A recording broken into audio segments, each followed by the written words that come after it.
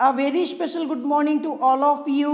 स्वागत है आपका हमारे चैनल स्टडी विद अभिमान में। तो आज मैं आप लोगों के लिए यूपी पॉलिटेक्निक एंट्रेंस एग्जाम 2020 से रिलेटेड एक मोस्ट इम्पॉर्टेंट वीडियो लेकर आया हूँ।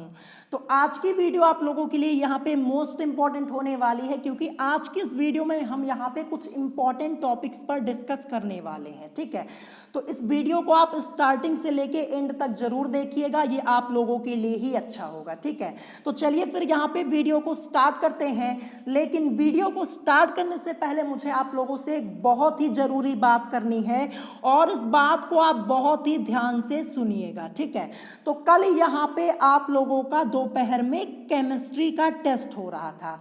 मैंने वहां पे देखा कि कुछ स्टूडेंट्स ऐसे थे जिनका ध्यान टेस्ट में बिल्कुल नहीं था, बल्कि आपस में बात करने में उनका ध्यान लगा हुआ था। हाय हेलो आपस में कर रहे थे और पता नहीं क्या क्या बातें कर रहे थे। तो मैं आप लोगों को बता देता हूं, जब आप लोगों का टेस्ट स्टार्ट हो जाया करे तो वहां पे आपस में बिल्कुल बात मत किया कीजिए। ठीक है, जो क्वेश्चंस पूछे जाते हैं उनके आंसर कीजिए, या फिर आपको कोई क्वेश्चन पूछना है तो मुझसे पूछिए। ठीक है, वहां पे आप लोगों को आपस में बात करने की बिल्कुल जरूरत नहीं है।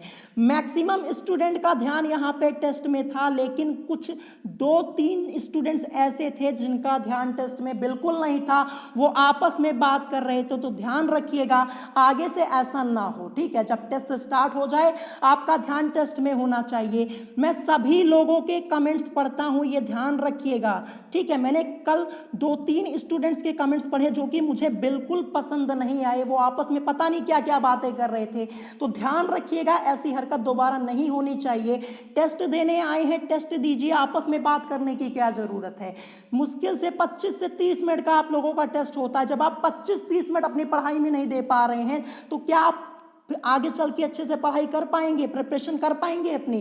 तो ध्यान रखिएगा, आगे से जब भी टेस्ट हो आपका पूरा फोकस टेस्ट में होना चाहिए। मैं सभी लोगों के कमेंट्स पढ़ता हूं। ठीक है, ये ध्यान रखिएगा। तो आगे से ये ध्यान रहे कि आपस में बात बिल्कुल नहीं करनी है जब टेस्ट होगा। तो चलिए फिर आज की इस वीडियो को हम यहाँ पे स्टार्ट कर लेते हैं। तो आप लोगों के कई क्वेश्चंस यहाँ पे आए हुए थे जो कि आज की इस वीडियो में मैंने यहाँ पे इंक्लूड किए हुए हैं, और सारे क्वेश्चंस के आंसर मैं आपको यहाँ पे डिटेल में बताने वाला हूँ, और यहाँ पे हम इंपॉर्टेंट टॉपिक्स पर डिस्कस करने वाले हैं। ठीक है, तो यहाँ पे सबसे पहला क्वेश्चन आप लोगों का क्या आया हुआ है?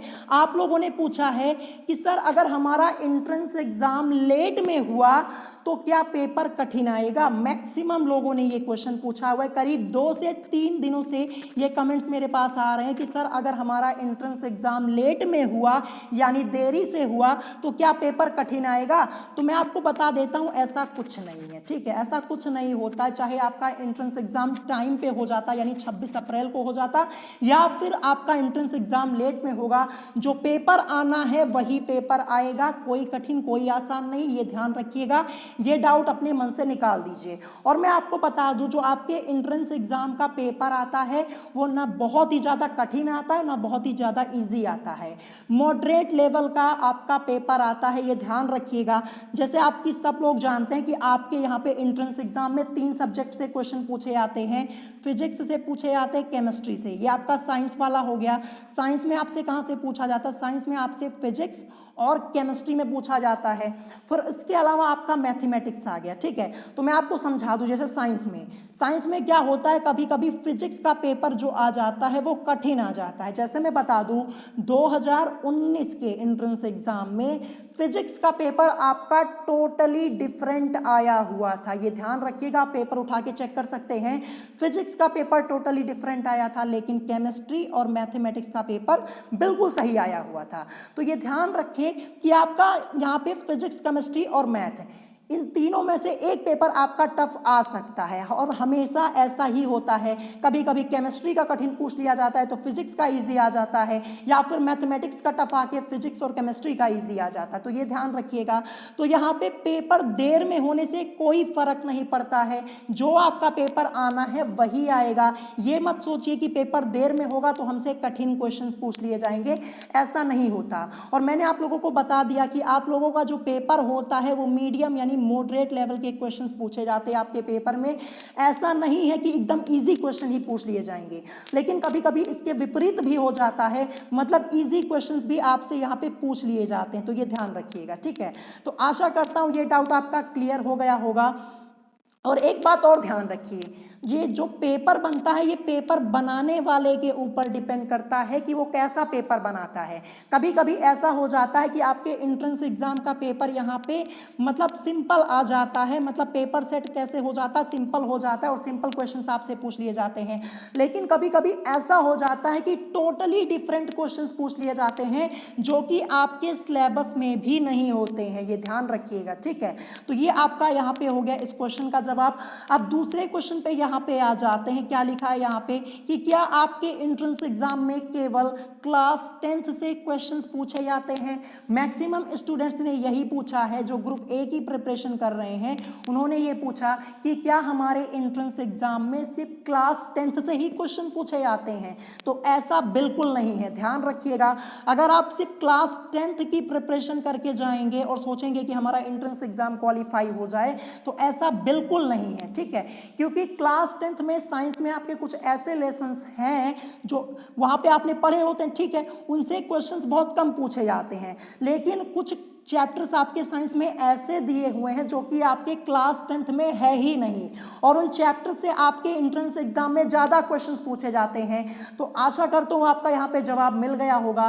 तो ध्यान रखिएगा, सिर्फ क्लास 10th का सिलेबस तैयार कर लेने से आपका एंट्रेंस एग्जाम यहाँ पे क्वालिफाई नहीं हो जाएगा।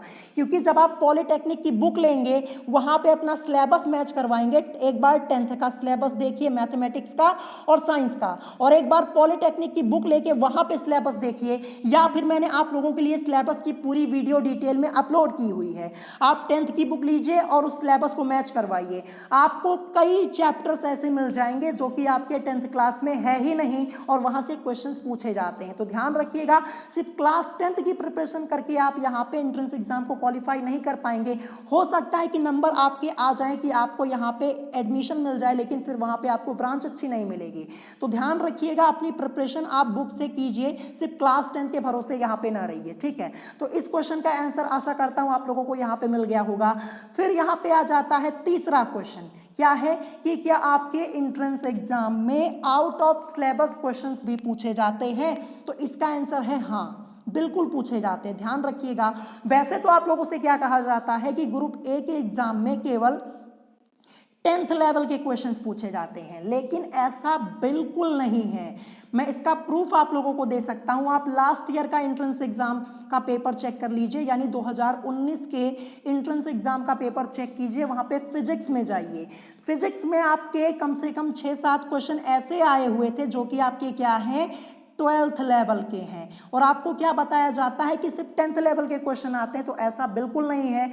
12th से भी आपके कुछ क्वेश्चंस पूछ लिए जाते हैं, यानी आपके एंट्रेंस एग्जाम में आउट ऑफ सिलेबस क्वेश्चंस भी पूछे जाते हैं, ध्यान रखिएगा।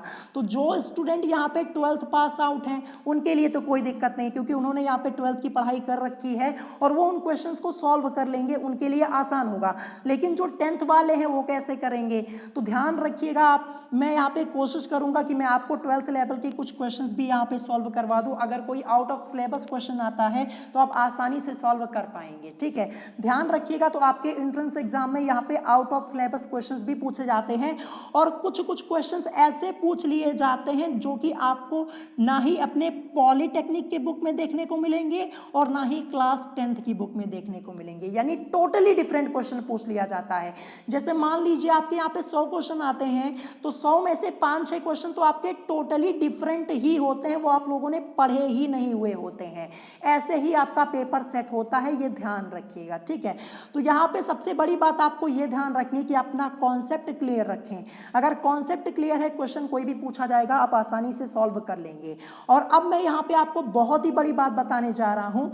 अगर आप बुक से पढ़ते हैं तो सबसे बड़ी बात ये ध्यान रखिएगा कि बुक में आपको एग्जाम्पल्स जरूर सॉल्व करने हैं, ठीक है। जैसे मान लीजिए आप अपनी प्रिपरेशन अरिहंत की बुक से कर रहे हैं, तो उसमें जितने एग्जाम्पल्स आपके दिए हैं मैथमेटिक्स में या फिर फिजिक्स में या फिर केमिस्ट्री में, फिजिक्स केमिस्ट्री में जो कि आपके न्यूमेरिकल्स होते हैं, कुछ एग्जाम्पल्स आपको वहाँ पे फिजिक्स केमिस्ट्री में दिए होते हैं, और मैथमेटिक्स में भी क्वेश्चंस के एग्जाम्पल्स दिए होते हैं। तो जो आपके एग्जाम्पल्स होते हैं वो मैक्सिमम आपके एंट्रेंस एग्जाम में कई बार पूछे जा चुके हैं, ध्यान रखिएगा। तो एग्जाम्पल्स आपके एंट्रेंस एग्जाम में पूछे जाते हैं, और मैं आपको कोई भी चैप्टर सॉल्व करवाऊं, मैथमेटिक्स का, फिजिक्स का या फिर केमिस्ट्री का, एग्जाम्पल्स मैं आप लोगों को जरूर सॉल्व करवाता हूं। और मैं आपको यहाँ पे सबसे बड़ी बात ये बता दूं कि जो एग्जाम्पल्स आपसे पूछ लिए जाते हैं आपके एंट्रेंस एग्जाम में, उसमें वहां पे नंबर में भी कोई चेंजिंग नहीं होती है, सेम टू सेम क्वेश्चन आपको पूरे पेपर में वही उतार के दे दिया जाता है, मतलब संख्याएं भी नहीं बदली जाती हैं। तो अगर आप एग्जाम्पल्स को सॉल्व करेंगे तो यह आपके लिए एक प्लस पॉइंट होगा।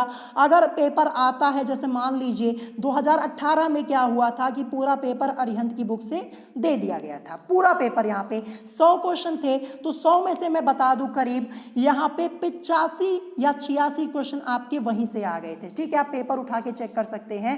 तो ये ध्यान रखिएगा। और यहाँ पे जो 2018 का पेपर आप लोगों का आया था और जो बुक से आया था, टोटली आपके एग्जाम्पल्स थे, क्या थे, एग्जाम्पल्स थे, ध्यान रखिएगा। इसीलिए मैं आपको कई बार मैंने आपको बताया है कि अपनी बुक का एग्जाम्पल जरूर सॉल्व करें, यह आप लोगों के लिए ही अच्छा होगा, ठीक है।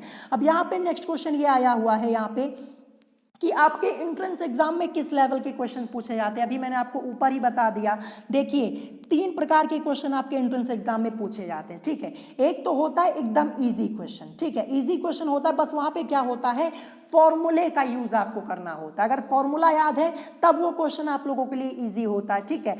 फिर कुछ क्वेश्चन ऐसे होते हैं जो मॉडरेट लेवल के होते हैं, जिसमें आपको अपना कॉन्सेप्ट यूज करना होता है, और कुछ क्वेश्चन यहाँ पे हाई लेवल के होते हैं जो कि लेंदी होते हैं, लंबे होते हैं, मतलब उन पे कोई ट्रिक भी वर्क नहीं करती है, टाइम टेकिंग क्वेश्चन आपके होते हैं। तो 3 तरह के क्वेश्चंस आपसे यहाँ पे पूछ लिए जाते हैं, ध्यान रखिएगा। इजी भी पूछे जाते हैं, मीडियम लेवल के पूछे जाते हैं, और हाई लेवल के यानी जो टाइम टेकिंग क्वेश्चंस होते हैं वो भी आपसे पूछे जाते हैं, ध्यान रखिएगा, खासकर फिजिक्स और मैथमेटिक्स में, ठीक है। और रही बात केमिस्ट्री की, तो केमिस्ट्री आप लोगों के लिए एक प्लस पॉइंट होता है, क्योंकि वहां पे 12 से 13 क्वेश्चन तो आपके थ्योरी पार्ट के हो जाते हैं, और जब जो बचे कुछ क्वेश्चंस आपके होते हैं वो आपके न्यूमेरिकल्स हो जाते हैं, वो भी ज़्यादा हाई लेवल के नहीं पूछे जाते, ध्यान रखिएगा, ठीक है। और यहाँ पे लास्ट मैंने क्या लिखा है कि अपनी बुक के सभी एग्जाम्पल्स को जरूर सॉल्व करें, तो ये तो मैंने आपको ऑलरेडी बता दिया है, ठीक है। तो यहाँ पे अपनी बुक के सभी एग्जाम्पल्स को जरूर सॉल्व करें। अगर अरिहंत की बुक से आप प्रिपरेशन कर रहे हैं तो सभी एग्जाम्पल्स को जरूर सॉल्व करें। जैसे कोई चैप्टर आप लेके बैठते हैं, सबसे पहले एग्जाम्पल्स को जरूर सॉल्व कीजिए, यह आप लोगों के लिए ज़्यादा बेटर होगा, ठीक है। तो यही सब क्वेश्चन आप लोगों ने पूछे हुए थे, जो कि डिटेल में आपको मैंने यहाँ पे आंसर बता दिया। आशा करता हूँ आप लोगों का डाउट यहाँ पे क्लियर हो गया होगा। और अगर आज की इस वीडियो में आपको कोई बात नहीं समझ में आई है तो आप मुझसे कमेंट करके पूछ सकते हैं, ठीक है। और रही बात सिलेबस की, तो मैं आपका सिलेबस पूरा करवाने की पूरी कोशिश करूंगा, और मैं आपको सभी इंपॉर्टेंट चैप्टर पढ़ा दूंगा, आप उसकी टेंशन मत लीजिए, ठीक है। जितने इंपॉर्टेंट चैप्टर हैं जहां से आपके क्वेश्चन बनते हैं मैं आपको पढ़ा दूंगा, ये बात आप ध्यान रखिएगा। तो यही सारी बातें आज की इस वीडियो में आप लोगों से डिस्कस करनी थी। अगर आज की वीडियो आप लोगों को पसंद आई हो तो वीडियो को लाइक करना मत भूलिएगा, और साथ ही साथ हमारे चैनल स्टडी विद अभिमान को सब्सक्राइब करना मत भूलिएगा। तो आज की वीडियो में इतना ही, मिलेंगे नेक्स्ट वीडियो में। Thanks for watching.